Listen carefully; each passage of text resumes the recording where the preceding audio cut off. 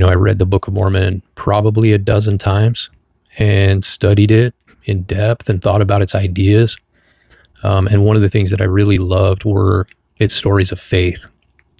Nephi building a ship capable of transoceanic voyaging, the stripling warriors, being so faithful that none of them died, even though, they were in several battles and all of them were wounded. The three Nephites being allowed to tarry upon the earth and supposedly still being here to this day.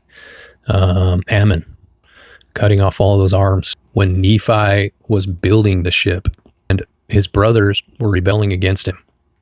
And he said to them something along the lines of, if I had enough faith, I could say to this sea, be thou land, and we could walk to the promised land.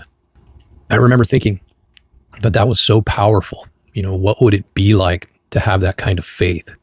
The thing is, the older that I got and the more principles became important to me, I began to realize that the things that were most effective in my life were principles.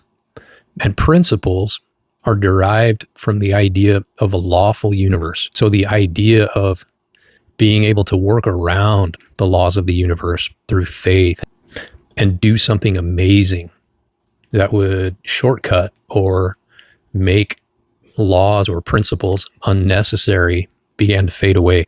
When I think about the Book of Mormon, I don't recall any important stories about honesty, about integrity, about justice, about those three principles that were the most effectual in my life. I don't think that the Book of Mormon is a powerful model for objective morality.